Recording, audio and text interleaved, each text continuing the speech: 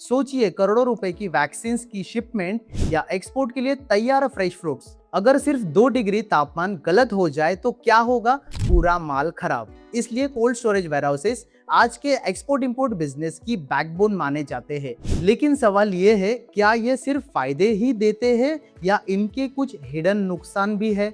Hello दोस्तों, मैं हूं सचिन खरडमल और आप देख रहे हैं इंडिया का प्रैक्टिकल एक्सपोर्ट इंपोर्ट और इंटरनेशनल लॉजिस्टिक्स लर्निंग प्लेटफॉर्म, जहां हम बात करते हैं एक्सपोर्ट इंपोर्ट और इंटरनेशनल लॉजिस्टिक्स की। तो चलिए शुरुआत करते हैं बेसिक्स से।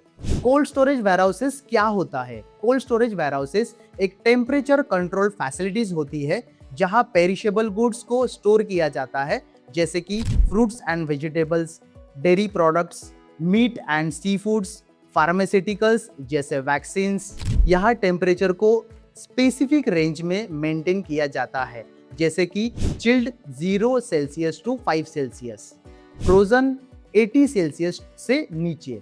इसका मेन पर्पस होता है प्रोडक्ट की क्वालिटी को ओरिजिन से डेस्टिनेशन तक मेंटेन करना। प्रोज, कोल्ड स्टोरेज के फायदे। फर्स्ट इज शेल्फ लाइफ बढ़ती है। कोल्ड स्टोरेज बैक्टीरियल ग्रोथ को स्लो करता है, जिससे प्रोडक्ट ज्यादा समय तक सेफ रहते हैं। सेकेंड इज क्वालिटी मेंटेन रहती है। फूड का टेस्ट, न्यूट्रिशंस और फार्मा प्रोडक्ट्स की इफेक्टिवनेस बनी रहती है। थर्ड इज ग्लोबल ट्रेड आसान बनता है। कोल्ड स्टोरेज के कारण एक्सपोर्टर इंटरनेशनल मार्केट में सेफली गुड्स भेज सकता है। फोर्थ इज फाइनेंशियल लॉस कम होता है। कम स्पॉइलेज इज इक्वल टू कम नुकसान इज इक्वल टू ज्यादा profit. Fifth is seasonal storage का फायदा।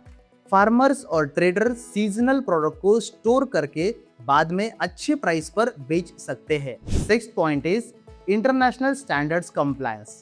Cold chain global food safety और फार्मा रेगुलेशंस को फॉलो करने में मदद करता है। कॉन्स, कोल्ड स्टोरेज के नुकसान। First is high operational cost. Cold storage setup और मेंटेनेंस बहुत महंगा होता है।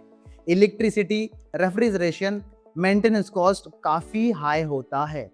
सेकेंड इज टेम्परेचर रिस्क बहुत ज्यादा होता है।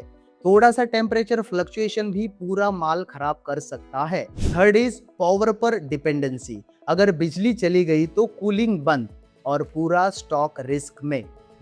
Fourth is complex infrastructure. इसमें एडवांस मशीनरी, इंसुलेशन और स्किल मैनपावर की जरूरत होती है। फिफ्थ इज रूरल एरिया में लिमिटेड फैसिलिटी। इंडिया में कई रूरल एरिया में अभी भी कोल्ड स्टोरेज इंफ्रास्ट्रक्चर की कमी है। Sixth is worker safety issues. बहुत ठंडे एनवायरनमेंट में काम करना वर्कर्स के लिए रिस्की हो सकता है। सेवेंथ इज इन्वेंट्री मैनेजमेंट मुश्किल। एक्सपायरी डेट्स, टेम्परेचर कंट्रोल और फीफो सिस्टम मैनेज करना कॉम्प्लेक्स होता है। तो क्या कोल्ड स्टोरेज वेयरहाउसेस अच्छे या बुरे? आंसर है दोनों। कोल्ड स्टोरेज के बिना ग्लोबल फूड और फार्मा ट्रेड पॉसिबल ही नहीं है, लेकिन हाई कॉस्ट, रिस्क और कॉम्प्लेक्सिटी इसे चैलेंजिंग बिजनेस भी बनाते हैं। अगर आप एक्सपोर्ट इंपोर्ट, इंटरनेशनल लॉजिस्टिक्स या सप्लाई चेन मैनेजमेंट को सीखना चाहते हैं तो चैनल को सब्सक्राइब जरूर करें, क्योंकि इस हिंदी एग्जाम सीरीज में हम इंपोर्ट एक्सपोर्ट को बिल्कुल प्रैक्टिकल तरीके से समझने वाले हैं। और कमेंट में जरूर बताइए कि अगला वीडियो किस टॉपिक पर होना चाहिए। सीखते रहिए, आगे बढ़ते रहिए। मिलते हैं अगले वीडियो में।